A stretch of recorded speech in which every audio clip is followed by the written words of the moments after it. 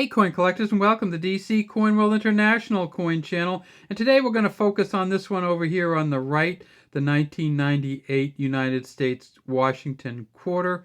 But we're also going to look at all the 1998 coins. So let's just start with that. Let's look at the quarter, the front of it, and then let's look at the other coins. And let's talk about what the values of these might be if you get them in really good condition. All right, so this is a 1998 quarter. Remember, in 1998, they didn't have the satin finish on the mint sets yet. So if you get one of the mint sets, sometimes you get a really good looking one like this. And the mint sets are not that expensive at this point. It says Liberty at the top. In God We Trust, under Washington's chin, 1998 here. You can tell it's a Philadelphia coin because there's a P there for Philadelphia.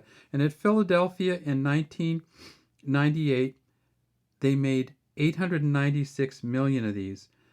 U.S. Coin Digest says this is worth probably about $14 in an MS65. PCGS has it listed at about $8 in MS65, saying you can get plenty of them. Look at the hair on this, though. So this might actually be a little over an MS65. Look how detailed that is. Look how detailed his face is. And so this one might be higher than that, but even if it gets much higher, you're still not talking $50 until you get to an MS67 in according to PCGS. This is, of course, a clad coin, so you can see the copper on the inside and the cladding on the outside. And then we get to the back, and you see that this is just magnificent. It says United States of America at the top, E pluribus unum. You can see how the feathers go all the way up to the shoulders. Great eye there. Not a little tiny bit of a beak line. You can see the little tuft coming off the back. The eye is the best part of this one. Look at the feathers coming down the body, down the legs, over here. The arrow with a line in the center, the ribbon holding the arrows. So this is, it might be much higher than an MS65. Maybe a 66, maybe a 67, but the difference between getting a 66 and a 67 is $12 to $15 for 66 versus $65 for 67. So if you're going to pay $20 to have it graded, and you get a 66, then it costs more than the grading. It says $quarter at the bottom, and this is just a sweet one. So they made about 900 million essentially at the Philly Mint. They also made $50 in Philly in 1998, and this is the Kennedy half. Liberty at the top, In God We Trust. We go way down underneath, and we see the GR for Gilroy Roberts. Down here you see the P, and I want to show you something that's interesting about the mint marks on the $50. The $50 mint mark has the same size P as the quarter, so it looks a lot smaller. We've talked about this before. And then let's look at the dime mint mark.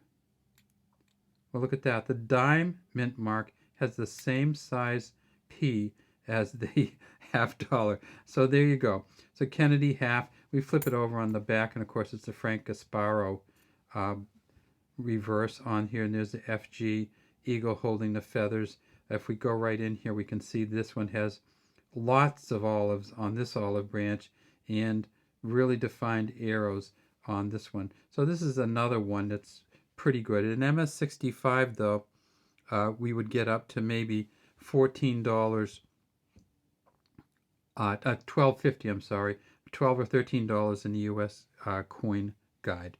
All right, we already took a little look at the dime, but let's look at this dime again. It's a Roosevelt dime, Liberty in front of him, God We Trust under his chin, JS there for John Sinek, and this is the 1998. The 1998 eights are really funky for the dimes, and it kind of tails off a little bit. Sometimes the bottom's bigger than the top, sometimes the top is kind of bigger than the bottom on the 8. We tip it up. This is a clad one too, and of course on the back we need to, it says United States of America, again the olives, oak tree over here, oak sprig over here with the acorn on it, and we need to see just how good the bands are on here to get the good quality.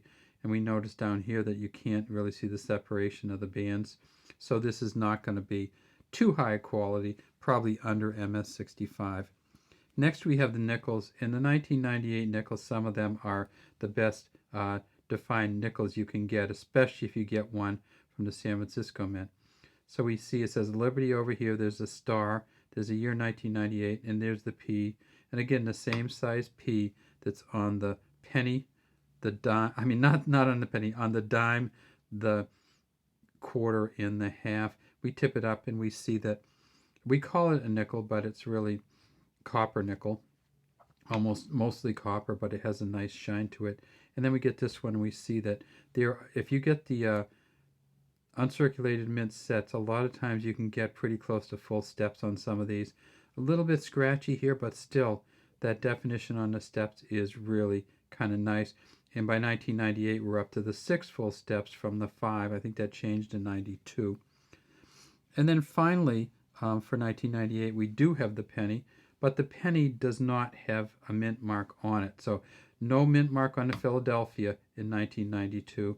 Just a real sweet coin. 1998. But by the time we get to 1998, we're talking about the zinc, copper-coated zinc rather than the bronze coins, and they're quite a bit lighter. I think they're 2.5 grams instead of 3.1 grams for the older pennies.